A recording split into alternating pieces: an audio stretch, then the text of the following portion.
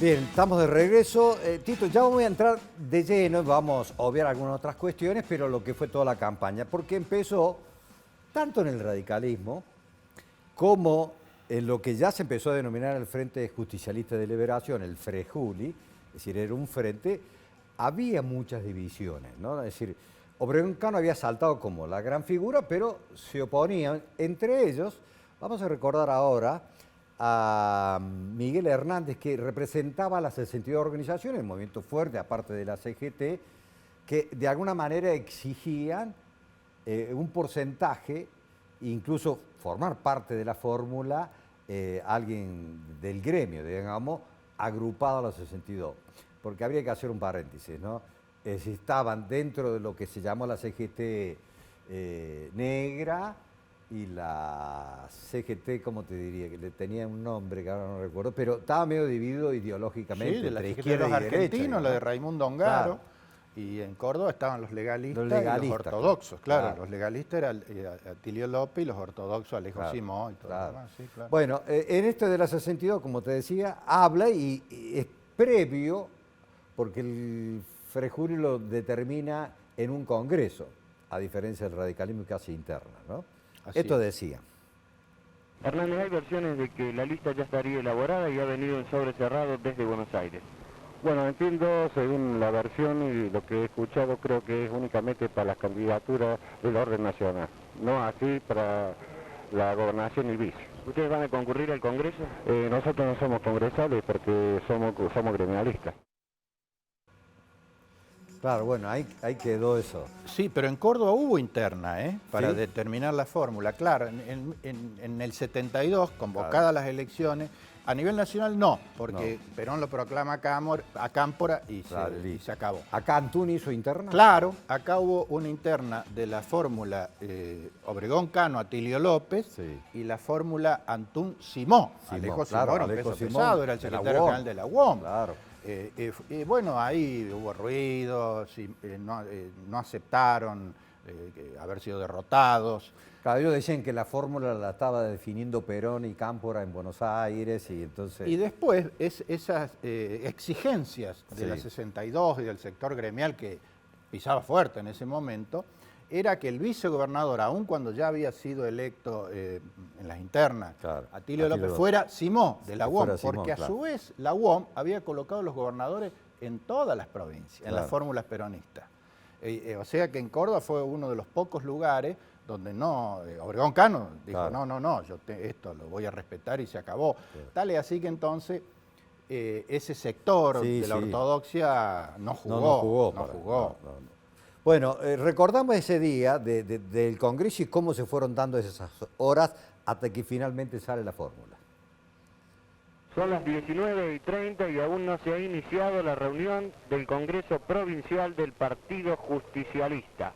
La sede de las deliberaciones ha sido cambiado a este local de la calle Santiago del Estero, 155, de la Unión de Trabajadores Gastronómicos.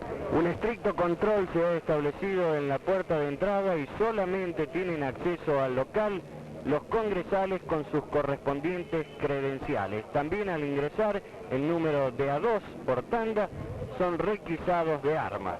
El periodismo tiene las puertas cerradas, es decir que no vamos a poder seguir desde el interior de la reunión las deliberaciones del Congreso. De acuerdo a las versiones, muchas que han circulado en torno a los congresales, el nombre más firme hasta este momento para ocupar la candidatura a gobernador de la provincia es el del doctor Ricardo Obregón Cano.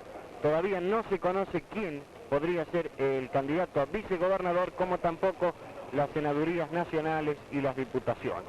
En este momento se retira del local el doctor Ricardo Obregón Cano. Doctor, ¿fue postulado como candidato a gobernador? Sí. ¿Y su compañero de fórmula? Atilio López. ¿Atilio López? Sí. Así es, efectivamente. ¿Y el resto de los cargos ya fueron cubiertos? No, están aprobando las municipalidades del interior y ahora van a demorar para tratar de conciliar en los cargos electivos la propuesta de la rama gremial para que sean considerados en todas las listas. ¿El doctor José Antonio Allende, senador nacional? Candidato a senador nacional, sí.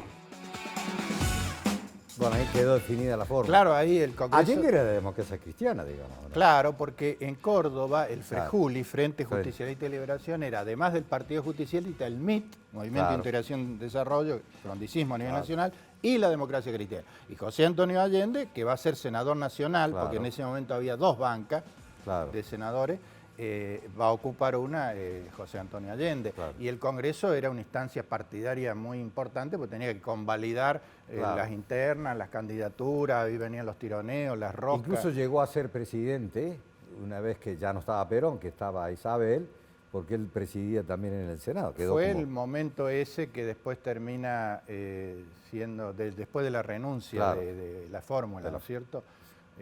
Cámpora, Solano, Lima, para convocar a elecciones, y hubo un momento que José Antonio Allende era la autoridad. Era pero- un momento difícil, eso de portar armas suena a esta altura como una cosa, pero Ah, no, en esa época, era- incluso había habido secuestros, ya estaba así en el 70 lo de... No, había lo de mucha actividad, Aramburu y- mucha actividad en las organizaciones armadas, mucha, con sucesos inclusive trágicos, como la fuga del penal de Rawson y la Claro. masacre de Trelew, fue en agosto del 72, o sea, todo eso estaba muy... Y lo de las armas, los Claro, fierros se los le fierros decía en le esa decían, época, claro. todo el mundo andaba enfierrado. Claro. Hoy sorprende escucharlo, Claro. pero era así, Era era así, así, claro. así. Bueno, finalmente llega el plazo que había establecido la Junta Electoral Nacional. Recordemos que a nivel nacional se elegía presidente y en las provincias el tema de los gobernadores. Se demoraban un poco a la hora de formar las listas, Canal 10 salió a buscar los referentes y nos encontrábamos con esto. Conversamos en este momento con el doctor Palacios de eso.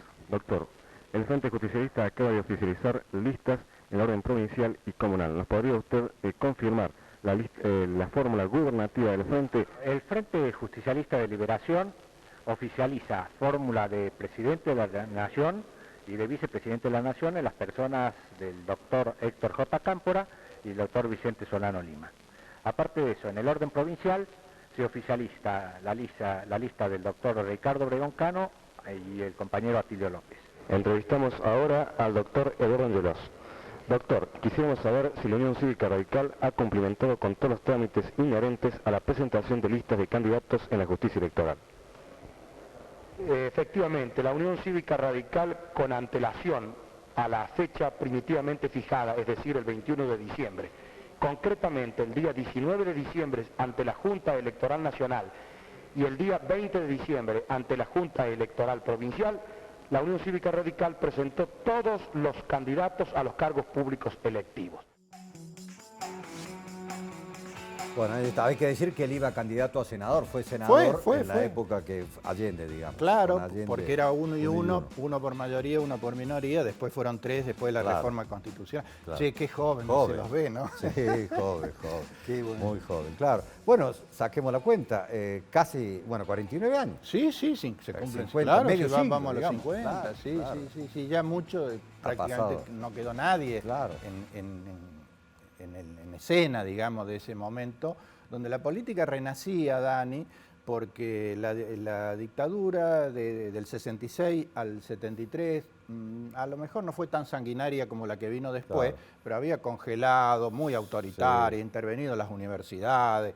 Entonces, ese descongelamiento generó una primavera, entre Claro. comillas. Por eso te hablaba hace un rato de ese clima esperanzador, que lamentablemente se frustra porque el 20 de junio de 1973 se pudrió todo, claro. cuando vuelve Perón Sí, ya sí, definitivamente y se enfrenta a la derecha y la izquierda peronista y Bueno, se acabó ese clima, ese clima, digamos. claro, ¿no? Pero ese momento del 11 de marzo era muy lindo, yo recuerdo, está en la fila para esperar, para Claro. votar y todo el mundo estaba con unas ganas locas de votar, sí, todavía sí, en sí. ese momento había mesas masculinas, mesas femeninas, Sí. hoy ya son...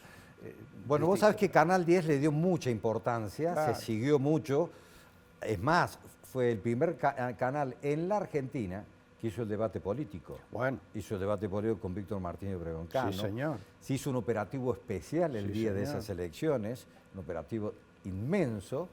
Pero bueno, se empezó lo que ya definitivamente era la campaña y empezamos a seguir a los dos candidatos más importantes, Obregón por un lado y Víctor Martínez por el otro.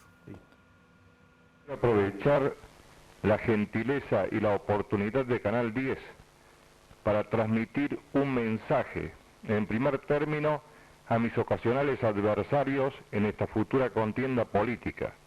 En segundo lugar, a todos los ciudadanos, ciudadanas y habitantes de la provincia de Córdoba que van a participar de un proceso electoral que tiene connotaciones muy importantes y trascendentales, porque significa en estos momentos la oportunidad de reencuentro institucional, conquistar la normalidad para la República y la provincia, que bien la necesita. Agradezco a Canal 10 y Radio Universidad la oportunidad de dirigirme a todo el pueblo de la provincia de Córdoba con motivo de haber sido designado por mi partido a la más alta distinción que puede aspirar un ciudadano proclamado candidato a gobernador. En nombre mío y en nombre del candidato a vicegobernador, el compañero Atilio López, me permito dirigirme a todo el pueblo de la provincia en nombre del Frente Justicialista de Liberación para hacer presente que vamos a estar permanentemente en una convocatoria ciudadana y que oportunamente vamos a hacer conocer nuestro pensamiento y cuál es la realidad de la provincia de Córdoba. Bueno, por supuesto recorrieron toda la provincia, los dos candidatos, ¿no es cierto? Tanto en el interior, todavía, bueno, en aquella época con mucha más razón, actos multitudinarios. Sí, señor. Vos sabés, Dani, que ese debate de Canal 10 fue decisivo en el resultado, porque rápidamente, la primera vuelta fue el 11 de marzo. Claro. El 11 de marzo le ganó por 10.000 votos, 11.000 votos, Obregón a Víctor Martínez, pero no llegó al 50% que estaba en el balotaje que habían puesto los militares, habían establecido en el estatuto electoral. Entonces había que hacer una segunda vuelta en Córdoba, a nivel nacional no la hubo, pero en Córdoba sí, que era el 15 de abril. El 8 de abril fue ese debate, que fue de un rating fabuloso. Yo creo, no equivocarme, que Canal 10 estaba todavía en Pasaje Muñoz, la radio y el canal. Claro, y acá había un estudio que por allí, la mayoría de los reportajes se hacían allá.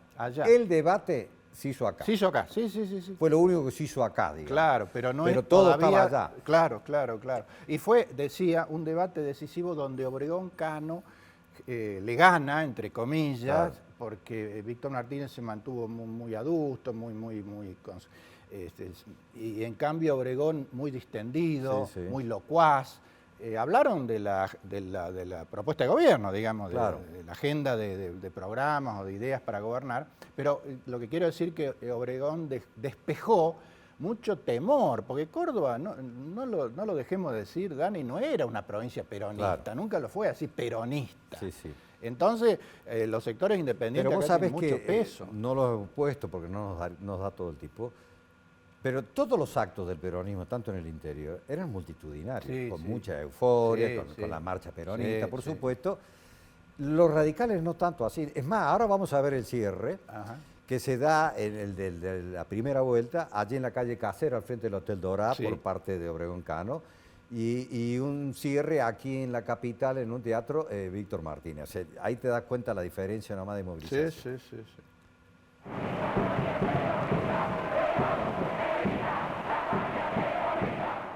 En esta convocatoria que el general Perón ha hecho a todo el pueblo argentino, lo ha hecho a todos los partidos políticos.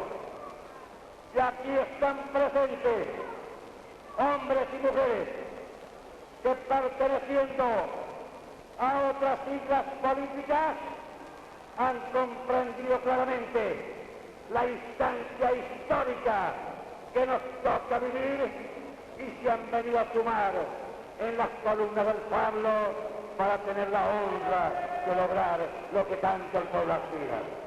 El caluroso y combativo saludo de la CGT de Córdoba a nuestros hermanos de Villa María. Habla en estos momentos, cerrando su campaña proselitista, el doctor Víctor Martínez, candidato a gobernador por la Unión Cívica Radical. Hace 10 años, en 1963, la Unión Cívica Radical también culminaba un proceso preelectoral iniciado en 1962. En ese entonces, nosotros fuimos hablándole al hombre de la calle, quisimos hablarle al hombre de la industria y decirle que la Unión Cívica Radical comprendía que la industria argentina y la industria cordobesa tenía en la plataforma de la Unión Cívica Radical la posibilidad de su plena realización. Con el discurso del doctor Víctor Martínez concluye su campaña electoral. Bien, ahí terminaba, estamos hablando de la primera vuelta, ¿no? Sí, sí, sí.